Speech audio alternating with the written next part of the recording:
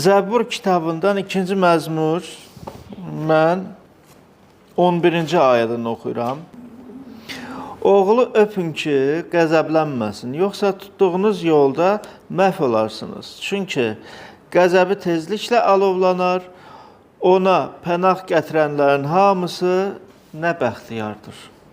Deməli, burada deyilir ki, oğlu, Rəbb İsa Məsihdən söhbət gedir burada. Oğlu öpün ki, qəzəblənməsin. Başqa sözlə, hörmət edin. Ona hörmətlə yanaşın. İndi mən Lukanın müjdəsindən də oxumaq istəyirəm, dostlar. Lukanın müjdəsi 22-ci fəsil 47-ci ayədən. İsa hələ danışarkən bir izdiham göründü. 12 şagirddən biri Yahuda adlı bir nəfər onlardan qabaqda gedirdi. O İsa'nı öpmək üçün yaxınlaşdı. Amma İsa ona dedi, Yahuda, sən bəşər oğlunu bir öpüşlə mi satırsan? İsa'nın ətrafında olanlar nə baş verəcəyini görəndə ona dedilər. Ya Rəbb, bəlkə qılıncla vuraq. Onlardan biri baş kahinin qolunu vurub sağ qulağını qopartdı. Lakin İsa dedi, bəsdir, eləməyin. Sonra qulun qulağına toxunaraq onu sağaltdı. İsa üstünə gələn başçı kahinlərə, məbəd mühafizələrinin başçılarına və ağsaqqallılara dedi, nə üçün quldur üstünə gələn kimi qılınc və dəyənəklərlə gəlmişsiniz? Mən hər gün məbəddə sizinlə birlikdə olanda siz mənə əl qaldırmadınız. Amma indi sizin vaxtınızdır. Zülmət hökmranlığıdır. Bura qədər, dostlar. Deməli, bax, bu parçada biz oxuyuruq ki, İsa necə həbs olunur və deyilir ki, Yahuda adlı deməli, bu 12 nəfərdən biri dəqiq qərar verək. O nə etdi? O özü ilə deməli, əskərləri gətirir, onu həm əskərlərlə birlikdə başçılar var idi, indi baş kahin yox, ümumiyyətlə kahinlər var idi, fariseylər, ilahiyyəçilər və o da bir işarə verdi. Dedi ki, kimi öpsəm, bax, onu da tutun. Bax, bu cür xəyanət etdi. İsa'nı satmaq üçün belə bir işarə verdi. Və baxın, dostlar, yazılıb ki, o İsa'nı öpmək üçün yaxınlaşdı və onu öpdü. Matanın kitabında oxuruq ki, onu öpdü. Burada yazılıb ki, yaxınlaşdı, ümumiyyətlə sonra öpdü. Amma İsa ona baxaraq nə dedi? Bəşər oğlunu bir öpüşlə, yəni öpüşlə mi satırsan? Dostlar, Yahuda bunu niyə belə etdi? Biz Zəbur kitabında oxuyuruq ki, oğlumu öpün, bir oxuduq da, onu öpün ki, qəzəblənməsin. Öpün, başqa sözlə ona hörmət göstərin. Yahuda da onu öpdü. Qəzəblənməsin. Yəni, bu öpüş ilə İsa'ya hörmət göstərdi, yox. Onu öpüşlə satdı.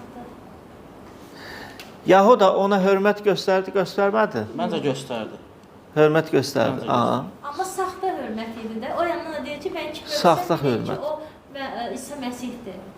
Mən kim öpsəm, deyir ki, o İsa Məsihdir. Amma onlar İsa Məsihi tanımırdılar. Məncə. Dostlar, saxta hörmət hörmətsizlikdir. Elə deyilmi? Bu hörmətsizlik göstərdi. Yahuda bunu niyə belə etdi? Çünki o dünyaya özünü satmışlardı. Çünki Peyğəmbərlərin dediyi sözlər yerinə düşsün deyə. Yaxşı. O şey olmalıydı. Sonra kim necə başa düşür?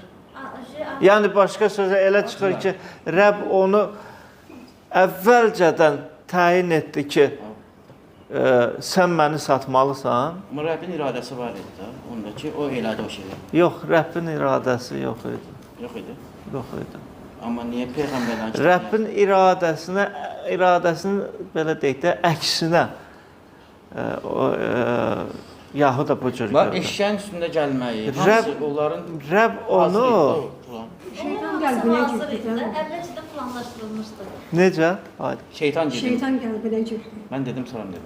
Mən işitdim. Bəli, şeytan qəlbinə girdi Mən yazılıb. sən deyəni işitdim. Elə biz bunu Lukanın müjdəsində oxuyuruq. İşte Məsih düşmən kəsildi.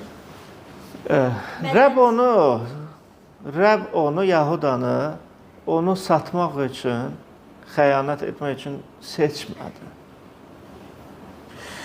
Onu seçsəydi xəyanət üçün, onda təqsir elə çıxır ki, Rəbbdədir.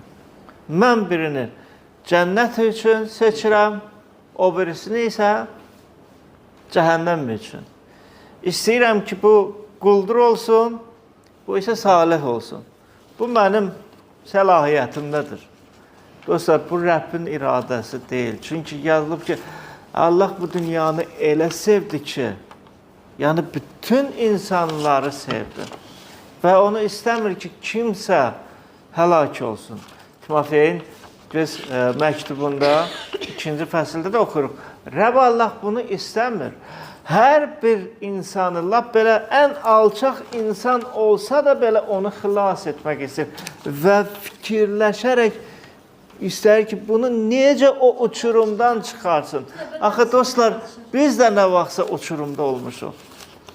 Biz də nə vaxtsa Rəbdən uzaq olmuşuq, amma Rəbb bizi sevdi, öz mərhəmətini göstərdi. Biz bu mərhəməti daddıq, gördük və onu qəbul etdik.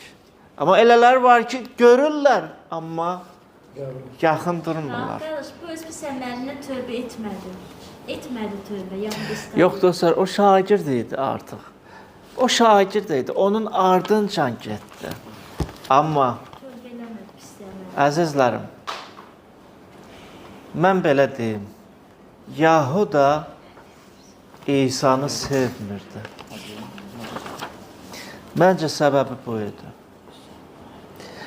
İman etdi. Onun ardınca getdi. Onun şagirdi oldu. Həvari seçirildi. Yəni ki, 12'lərdən biri oldu.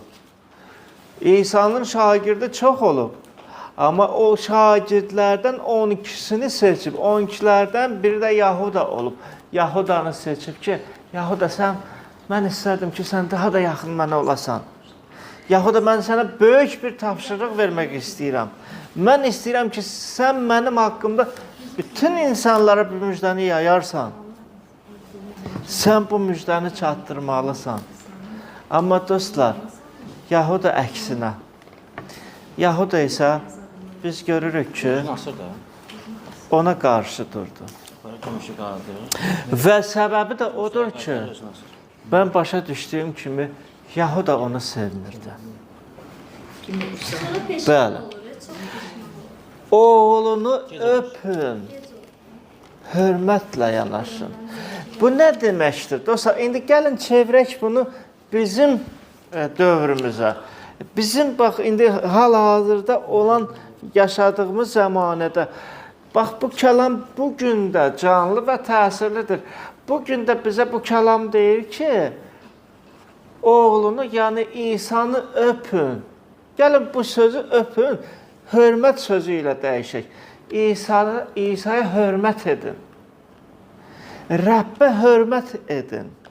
Biz Rəbbə necə hörmət edə bilərik, dostlar? Yolunu tutmaqla, yolunu Gəlin belə deyək.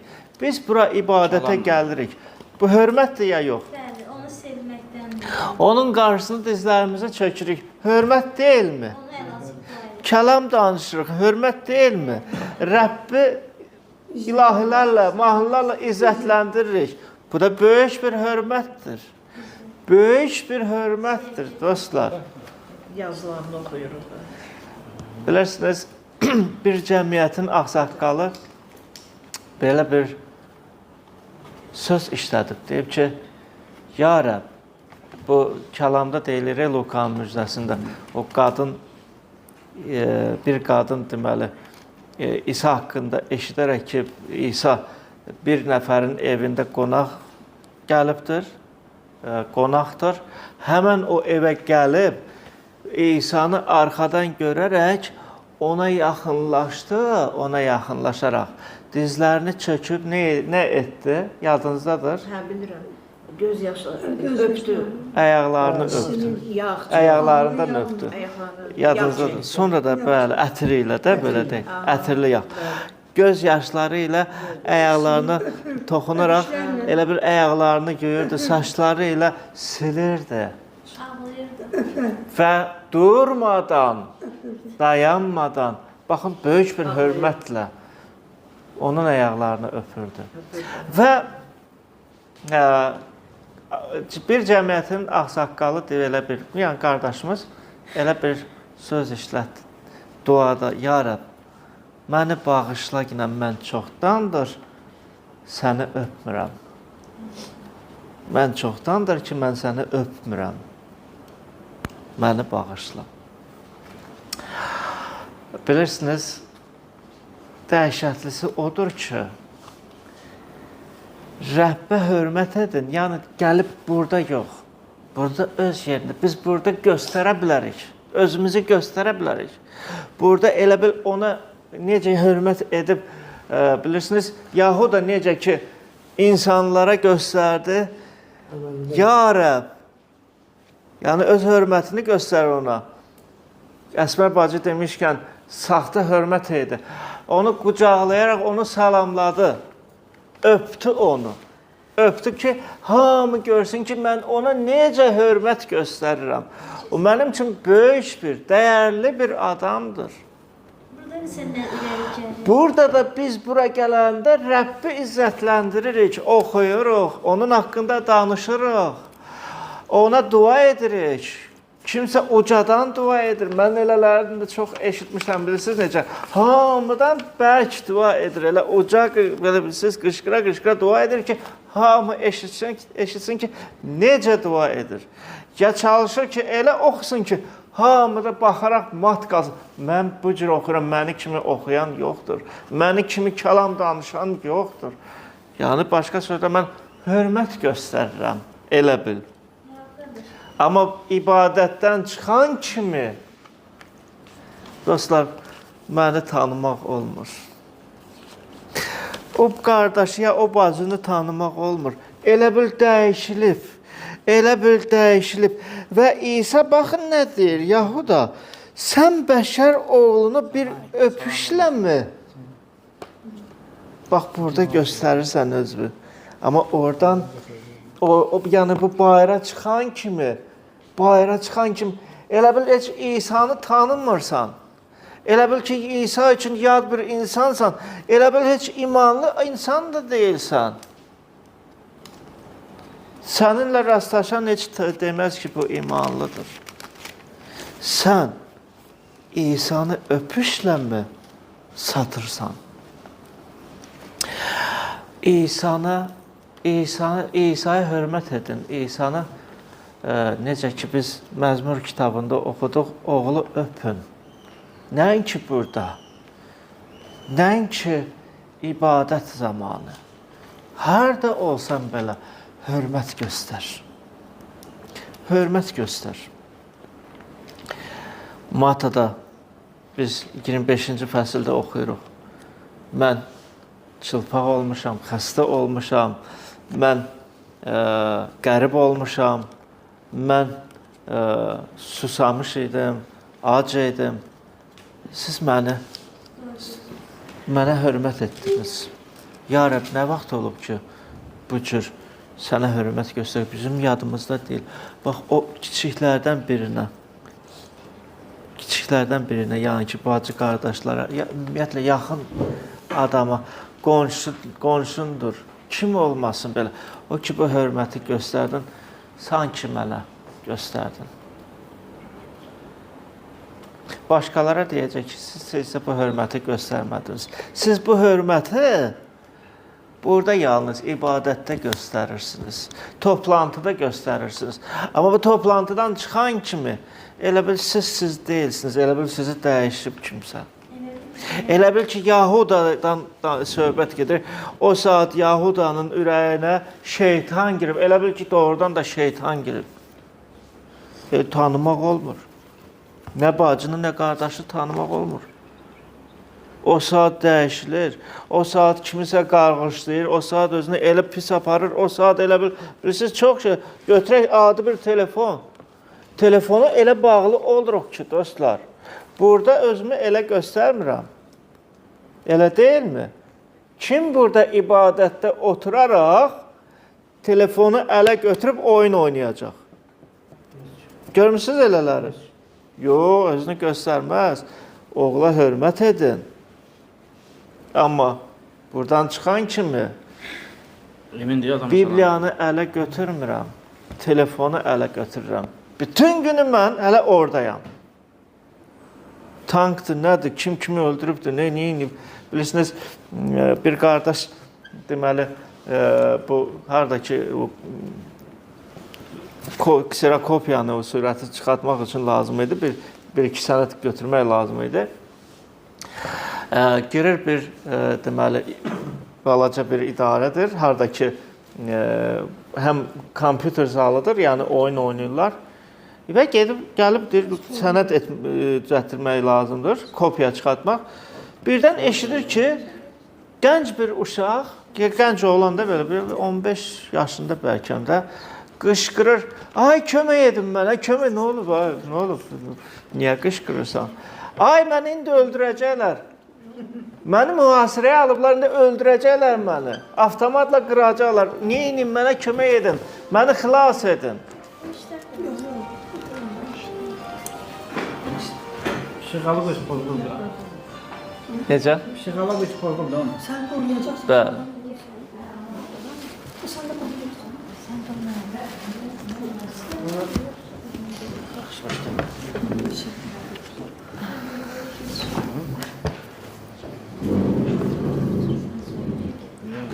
Orada da konuşlar, mektupdaki söz həqiqətən yazılır.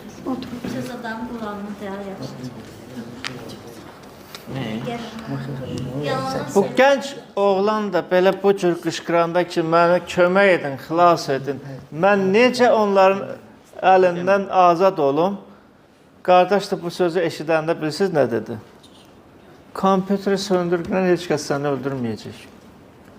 Söndür o kompüteri. Sən ora baxırsan, oyun oynayırsan, bütün günü oradasan. Və baxın, doğrudan da bu ağlını itirir, bilmir neynəsin. Qardaş da deyir, onu söndürgünün səni heç kəs öldürməyəcək. Sənin dalınca heç kəs qaçmayacaq.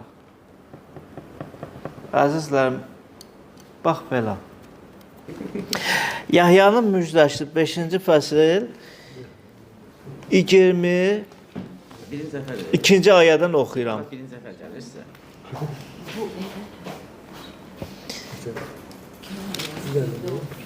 22-ci ayədən.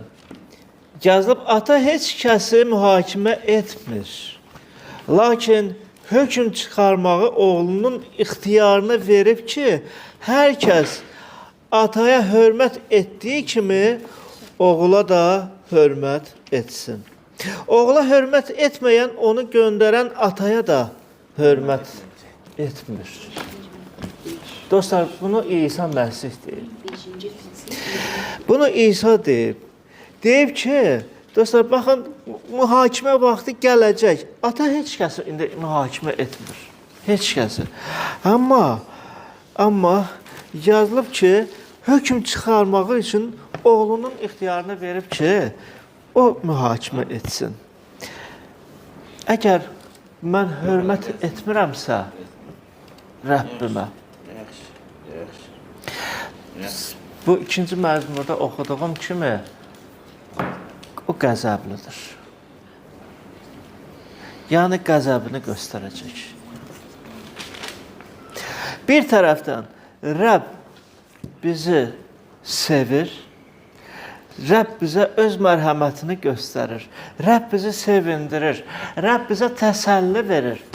O biri tərəfdən isə, əzizlərim, əgər biz Rəbbə hörmət etmiriksə, hörmətimiz saxta hörmətdirsə, dostlar, onda Rəbb Allahın qəzəbi də necə ki, bu dünyanın üzərinə töküləcək.